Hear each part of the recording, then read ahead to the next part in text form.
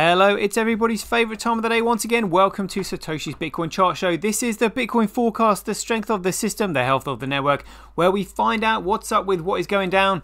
Today's day is Wednesday, the 13th of December, 2023, the year of BSV. That would be buybsv.live, the best place to buy Bitcoin SV online, the original protocol and genuine Bitcoin. Right, let's get into it. Got a special show today.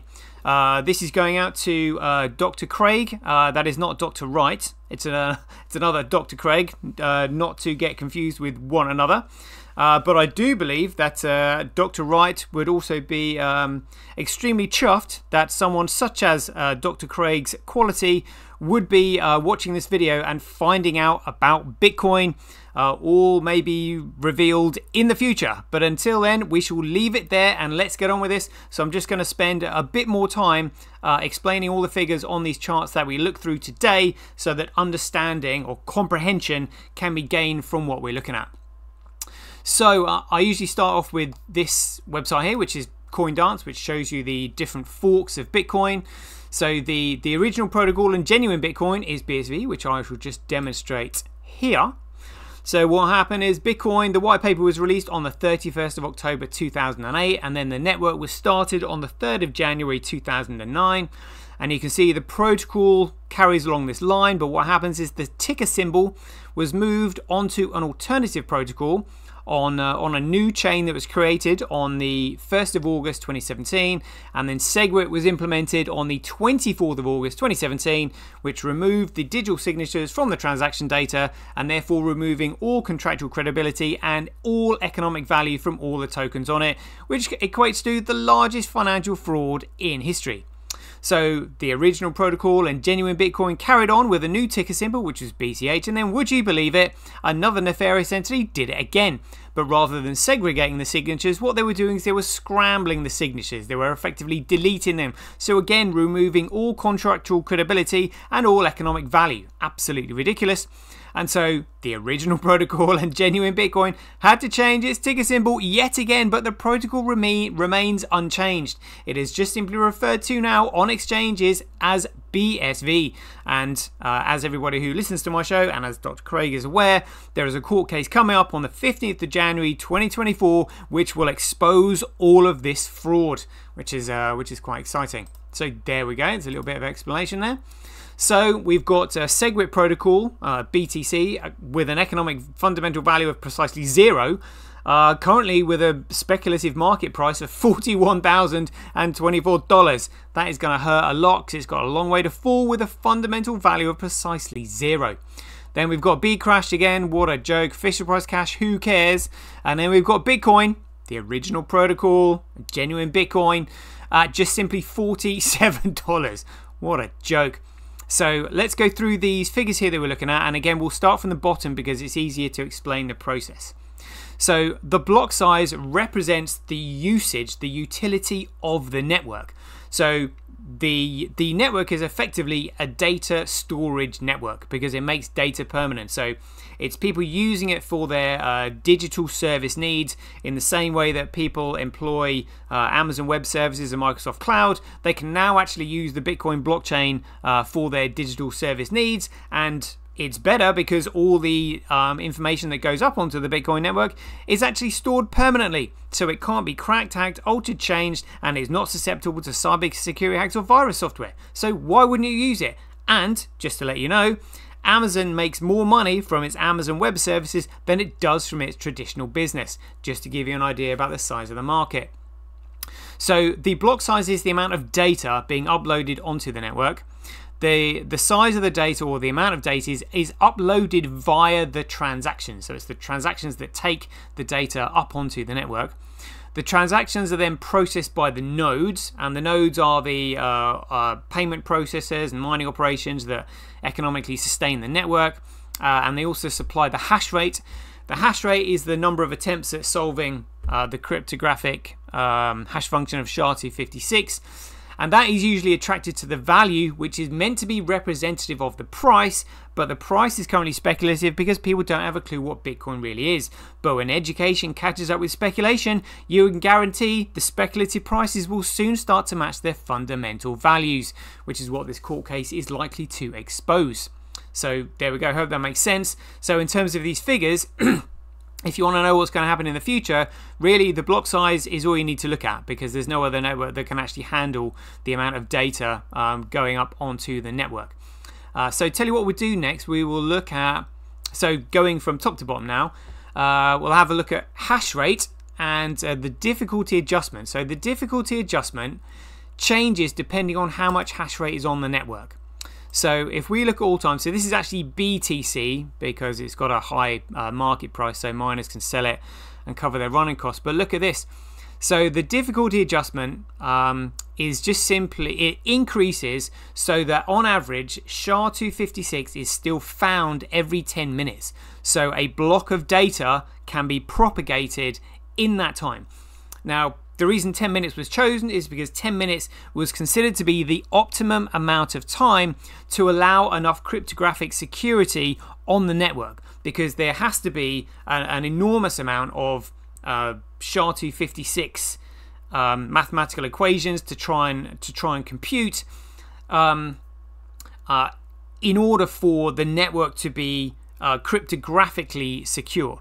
So if there was only, for example, like a 30-second window, then there wouldn't be the possibility of many SHA-256s to be cracked in that 30-second window. So by 10 minutes, it means that there you have a huge number of SHA-256 that have to be guessed at in order to find it, and that difficulty adjustment can actually be adjusted and increased and decreased depending on how much hash rate is on the network. And this shows you the difficulty adjustment increasing, which means more hash rate is coming on the network and becoming more competitive. Hope you were able to make sense of that. We'll have a quick look at the hash rate on BSV. That looks pretty stable over the last 6 months. Very good. And transactions. So the transaction bar that we're looking at here that says 75%, this is 75% of these other forks that have been created from Bitcoin. So we've got SegWit fork, we've got the CTOR fork, and we've got this, I don't know, whatever you want to call it, Fisher Price Cash fork. Oh, goodness me, but then that's Bitcoin there. But we can actually compare the transaction volume to the entire market. So we can see here that the genuine Bitcoin has got effectively 40% of the entire transaction volume across the entire crypto market with, I think last time I looked, there were 20,000+ coins on it.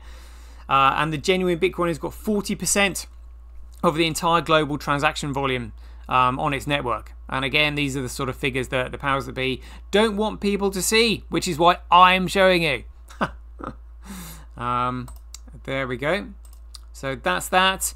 Oh yeah. So the miners, who are the network nodes, if you've not seen them before, these are their operations. This is what they look like. Some of these are just absolutely staggering, like absolutely staggering. Yeah, the amount of money that people have invested, in their operations are huge, which is why they're very protective of them. I mean, look at the size of this one. Absolutely staggering, absolutely staggering. And these are all around the world, all around the world. So effectively, what we're looking at here is the backbone to the new global financial system, the world's first ever commercial internet. Blows my mind every time. So that's what a Bitcoin mining operation looks like. And all these machines that you're looking at here are simply trying to find SHA-256 so they can win the block rewards and get the Bitcoin that is classed as the Coinbase data in the block, so they can cover their running costs. So there we go. That is that. So let's scroll on down to these next columns here. So what we're looking at here are these are the last. These are the previous 30 blocks that have been created. And to see the health of the network, you want to see the size of these blocks because it represents the amount of data being uploaded. So being gifted here this morning, look at this, the second block. So block number 822449 has got 608. It's a 608 megabyte block, which is huge. 608, over half a gigabyte. And that's in comparison to the sort of Cabal Coin SegWit protocol that has got a block size of 1 megabyte, and then due to SegWit segregating the digital signatures from the transaction, the amount of data that can be uploaded is slightly increased, but there's no blocks over 2 megabytes. Look, it's just stuck at 1 megabyte. And then if we look at Bcrash, which is what I call it, mocking it, they've got 1 block at 4 megabytes. They very rarely actually have any blocks over a megabyte. Hardly anybody using it. And then this other one here, literally, they can't even get all their blocks over a kilobyte, let alone anywhere near a megabyte. So literally, you know, we've got more data in 1 block here than probably the last maybe 300 blocks produced on the SegWit protocol. It's just you can't compete with genuine Bitcoin at all. So 608, 52, 28, 21, 16, 26, 20, 25, 14. I've seen this column loaded with you know, gigabyte blocks before when they were testing the network. Absolutely amazing. Okay, so let's just enlarge these charts a bit. There we go. So just to let you know where they are. So hash rate, as I've explained, this is the number of attempts at finding SHA-256. So hash rate follows price, follows value, follows utility, follows creativity, initiative, and intelligence. If you are intelligent and you apply creativity and initiative, you can make something useful. If something is useful, it can then create value. When it creates value, it can then develop a price. When it develops a price, it can then be measured against the cost of other goods and services and used as a medium of exchange. If something is useful, it's valuable. If something is useless, it's worthless. It's as simple as that. So at the moment, the reason the hash rate is so high on BTC is because people don't have a clue what Bitcoin is, and like I said, the market price is purely speculative. But wait until people see and understand what Bitcoin can actually be used for, that hash rate will flip. This is so this says Bitcoin proof of work by network since 1st of August 2017. So again, they've listed SegWit protocol as Bitcoin, where in actual fact the original protocol is actually Bitcoin SV. So this is very deceptive, really. So this line will come over here, and the court case in January will expose that. Here we have transaction fees. So this is how much it costs to upload, you know, a particular a coin, a transaction, a payment to the network. So, and it's all compared to BTC, because people think that's the Mac Daddy at the moment. So we can actually see that it is 1,089,201 times cheaper to transact on Bitcoin than it is on SegWit coin. And again, Bitcoin absolutely smashes Bcrash and Fisher Price Cash out of the water. You can see from the figures. So it's literally, it's 1,089,000 times cheaper. You know, it's crazy. So these figures are really important to look at. So this is the mining profitability. So these figures here represent a comparative percentage loss.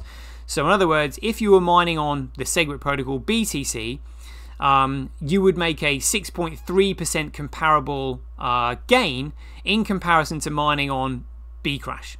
And it's the same with Fisher Price Cash as well.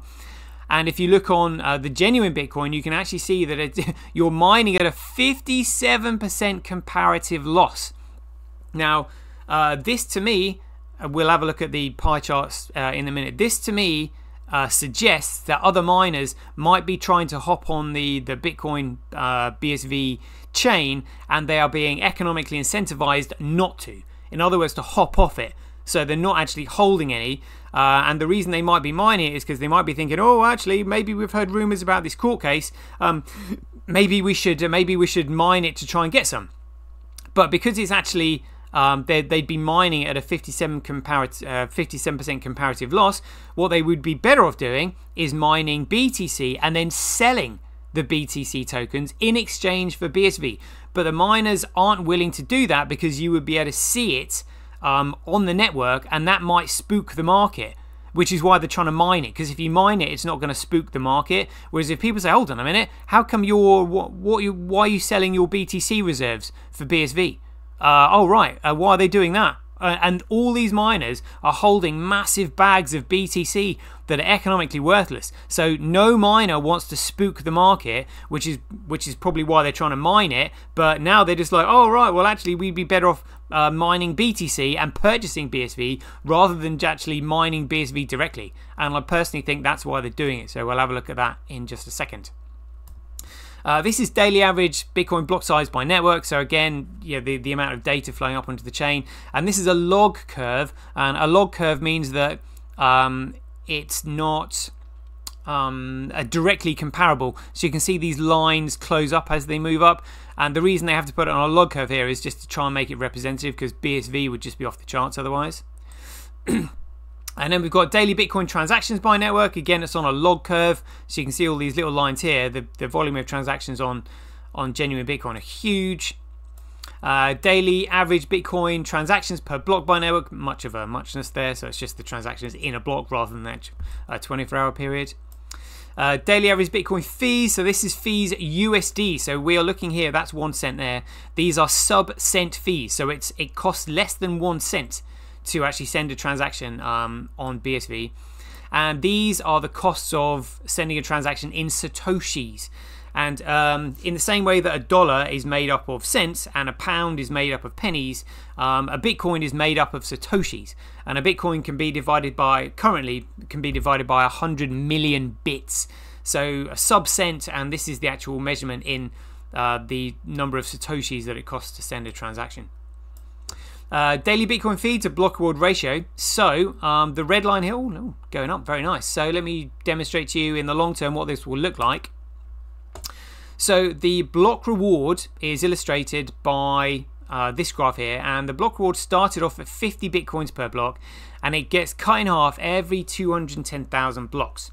Now, each block is created on average every 10 minutes, which 210,000 blocks is literally almost precisely every 4 years, if you look at it. So it started off at 50, then it got cut to 25, then it's 12.5.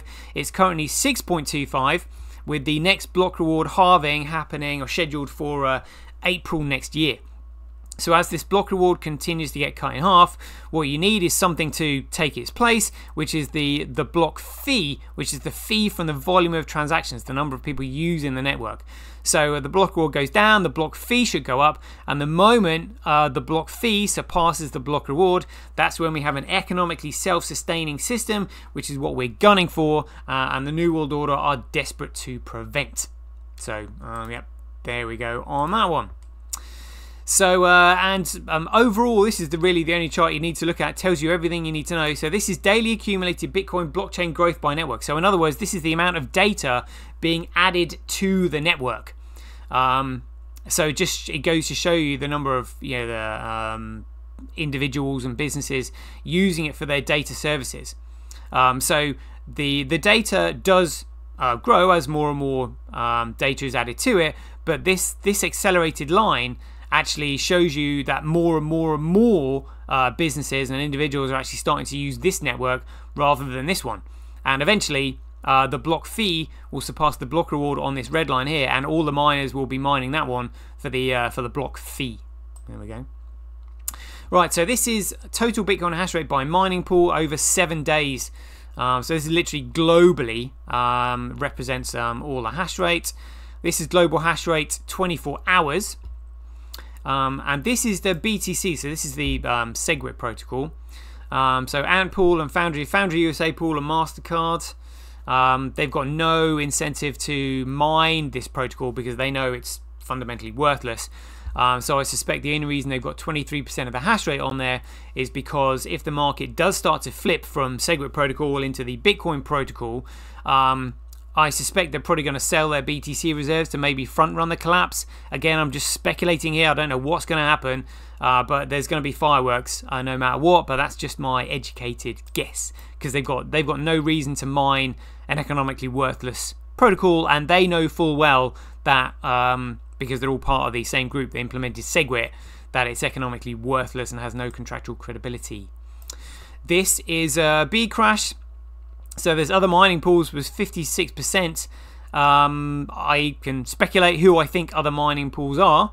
I personally think they're probably one exceptionally large mining pool that has been divided up into lots of other mining pools, but still maybe centrally controlled, owning literally getting 56% of the block reward here in order to crush this this coin later. And I think the same is happening here on Fisher Price Cash. Same thing, same scenario. And then look at this. So this is Bitcoin, genuine Bitcoin, and wow, Tau is 78.3%. Wow. So we looked at the mining profitability here. Look at this. So it's actually a 57% comparative loss to mine on BSV rather than the SegWit coin. And other mining pools is actually usually quite generous in the fact that Tau has maybe got sort of 60, maybe 65%, but now they've got 70%. So other miners has actually reduced the hash rate to ease the comparable loss of mining it, and they've still eased mining to give Tau sort of like 70%.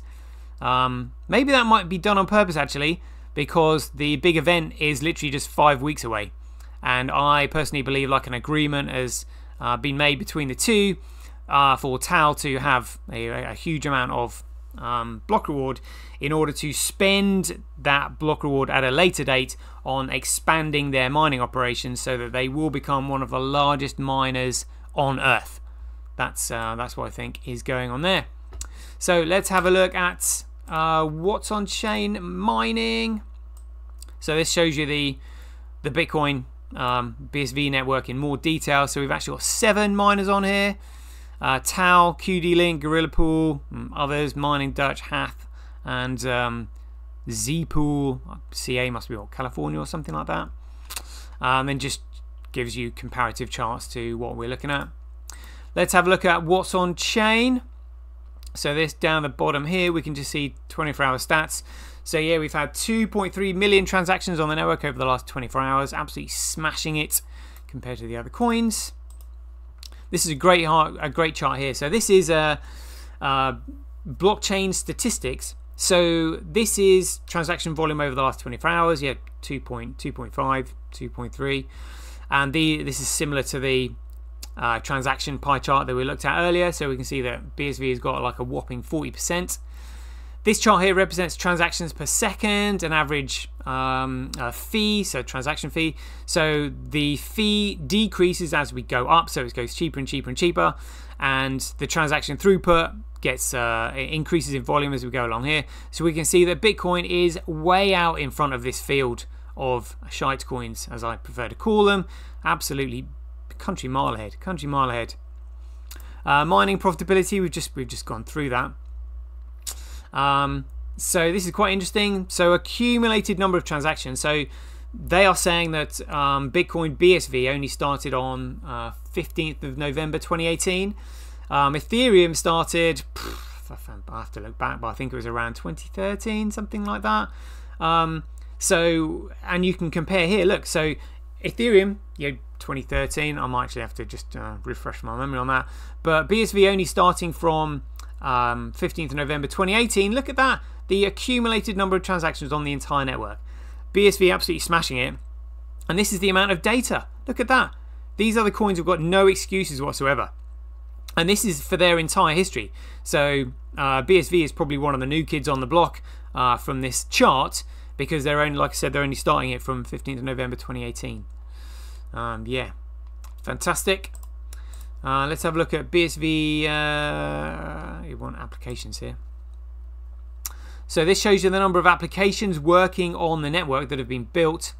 We've got STUK producing $16 million worth of output over the last 24-hour period, with a total of 2.03 million transactions generating that amount. I found DXS app down here. So they've got 1,226 transactions generating an output of $257,000. That's massive for DXS app. I'll show you who they are in a minute. And Peer Games, which is an on-site gambling platform, 5,000 transactions, and they've generated $83,000 in a 24-hour period. Whew, and then Twitch social media app, $10,000 over the last 24 hours. It's impressive stuff. Very impressive stuff. Right, let's have a look at, again, political agenda. It's all about carbon footprint, blah, blah, blah, blah, blah. So look at this. CO2 per transaction. Bitcoin absolutely smashing out here. By far the most economical distributed ledger technology by a country mile listed here. Look at that. The only one that's in green. All these others yellow, red, you know. So again, these are the figures of powers that be don't want you to see. This is Crypto Quant. So what we're looking at here is the red line is the price of BTC, and the sort of purpley blue line represents the amount of BTC that the exchanges are holding in reserve, and they have to hold reserves for liquidity for their customers. And you can see that the reserves have been slowly cashing out. Look, they've been getting rid of their BTC reserves because personally I think they know what's coming. The insiders know how corrupt the market is. So if you knew the market was corrupt and you didn't want to spook it, this is what you'd be doing. You'd be offloading your BTC holdings in reserves, because you wouldn't want to be holding any of that crap when the market crashes. Yeah, you'd be slowly maybe exchanging it, trying not to spook the market and getting people not to notice. So that's what's going on there. This is an interesting chart. So this is miner to exchange flow. So this is the miners who actually receive the block rewards, or the Coinbase data, whatever you want to call the Bitcoin. And this shows you the volume of the Bitcoins that they are creating in a block, flowing to exchanges, meaning that they are ready to exchange them into something else. And this happened on the 15th of June 2023. And what corresponds or correlates with this is the fact that they had the what do they call it? A pre-trial from the Copa case. They had a case management conference, is what it was called. Yeah, case management. Yeah, CMC is what they called it. So in that conference, some information was clearly shown, and the miners got spooked, and they started suddenly flowing all of their BTC onto exchanges because they'd obviously seen something. So this is very telling that they know something that the market probably doesn't, because it was a private conference. Yeah. So we're now going to look at Tether. So this is effectively the fiat currency that the powers that be use to pump the price of the crypto market to distract people away from the genuine Bitcoin. And if we look at the market cap and I go to all, you'll see this. So back in on there, so right at the beginning here, so this was the 26th of March 2015. Tether only had a market cap of 251,000, and this has gone up and up and up. And funnily enough, you can sort of like overlay this with the market price of BTC, and it correlates. Would you believe it?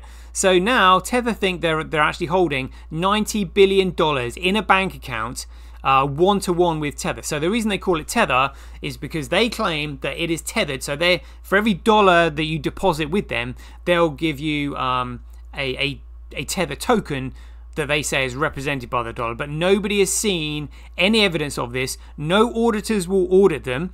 All auditors that have tried to audit them have been accused of interfering and wanting to look too deep, and the best they can produce is an attestation. And if you look at the attestation, it was taken when literally however many $1 billion flowed into the account a few minutes beforehand, and then when the attestation was made, the $1 billion flew straight back out. So absolutely insane. It's anybody with any intellectual capacity can see what's going on with the BTC price and the crypto market from just this pump and Tether. Absolutely ridiculous. So this is kind of interesting. So this chart here represents longs and shorts. So we've got short positions along the bottom, which is people who think that BTC isn't going to do very well, versus the percentage of long positions, which is people who are betting that Bitcoin or BTC has got a decent future within it. But you can see here it dropped, well, it's 3. It dropped off a cliff there on the 26th of November. It dropped off a cliff again on the 28th of November. And it dropped off a cliff again right here on December 7th. Look at that, right down. Now, this doesn't make any sense because long positions should be getting more and more confident as the price is rising. But these longs are actually being closed out as the price is going up, which indicates insider trading and market manipulation. So all they simply do is push the price up using Tether and then close out their long positions as the price is going up. But they, it's ridiculous what we're looking at here. All right, let's have a look at the morning run quickly. This was developed by one of the devs over there. Quite an interesting chart to look at. So we've got the genuine Bitcoin here listed at $47, and it shows that we can actually get 864 genuine Bitcoin for one SegWit coin, and we can get 4 genuine Bitcoin for the price of one Bcrash coin. Yeah, that's what we're looking at there. Crypto Bubbles is quite an amusing one to look at. And crikey, look, there's so many ridiculous scam coins here. Oh my goodness me. FTT token. So that was actually the FTX native token. Oh my goodness me. And if you know anything about Sam Bankman-Fried or one of the largest crypto scams, that's their token. And it's still listed. And on some days, it's actually, they think that people are buying it. Yeah, it just goes to show you, when they're pumping all this Tether into the market, it is indiscriminate. They're literally buying anything and everything just to literally pump the market to distract people away from Bitcoin. I mean, it's, coins like Bonk, honestly. Jeepers. I mean, look, so they're all up on the week. So they reckon that Bonk is up by 28% in a week. ADA, which again has got a central mining operation. The more you look at this, you're at least thinking, seriously? So Luna is down 17%, but Luna also went bust. I mean, what's it even doing trading on there? And now they reckon that Luna is up 103% on a month. This goes to show you how absolutely and utterly ridiculous the entire market is. Like, absolutely insane. I'll just see some more things around here. They're just there's nothing else you can do apart from chuckle. It's ridiculous. Oh, yeah, but you get where I'm coming from. So this is a fantastic website. This one, Live CoinWatch. So what Live CoinWatch does, if we click on exchanges, this takes information from all the exchanges all around the world. It's a great site. So you can see these are some of the exchanges that they list here. There are 66 pages of exchanges, so it's a really it's a concentrated website. So it's got all the figures on it are really quite detailed and represent what the actual market is. And we can see here that the market's currently got a market cap of $1.5 trillion. So that's all the tokens on here combined. And if we click on BTC, we can see that its market cap here, 24-hour trade volume. So usually any sort of healthy market has got a trade volume of around 5%. So this is quite low, which just means the market is kind of like losing steam, really. And there is $454 million worth of asks at this current moment in time. So what we do from here is just simply go straight to the genuine Bitcoin, which is buried right the way down here in terms of market capitalization at number 63. Oh my goodness.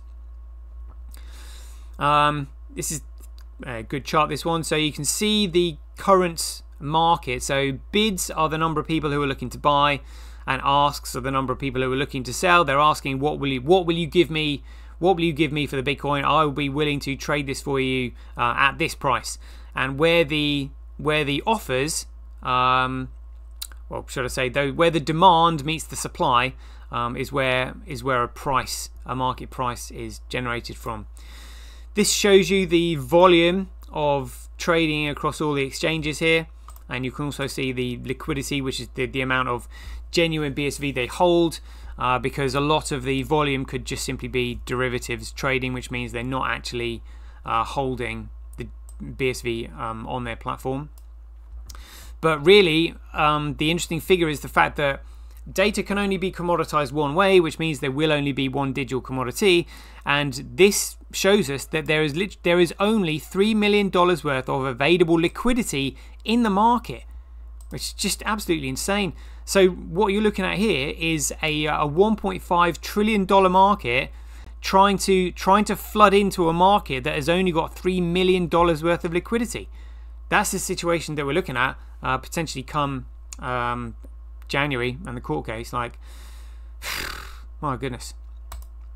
So we'll have a quick look at CoinCap. So this just simply shows you the price of BSV over 24 hours, on the week, on the month, 3 months, 6 months, over the year. Oh, it's up on the year. So yeah, today's prices, it's good on the year, and I can actually talk you through what this represents here. So this dip here was actually the very first deal. So this here was the hash war at the beginning. Then we have a delist BSV campaign right here. Then we have, I think, June 10th. These pumps represent certain significant events. I can't remember what they are, but I've got them listed. One of them was patent being granted for the white paper. I think another one might have been the return of the Tulip Trust. All these, so they all be pumping up and down. But then these two right here also mirror what happened on BTC, and then this is effectively a market shakeout because they don't want people using it. This last chart here, just to look at, is quite interesting. So we're actually looking at price comparisons of BSV versus SegWit Protocol BTC just over the last month, couple of weeks on there, and then we can scroll down and might see BSV USD around here somewhere. I think I just saw it. There we go. So much of a muchness, and there we go. Oh, that's a 36-minute show. Hope you enjoyed it. We'll leave you there, and as ever, be aware, take care, stay safe out there, and we'll see you in the next one.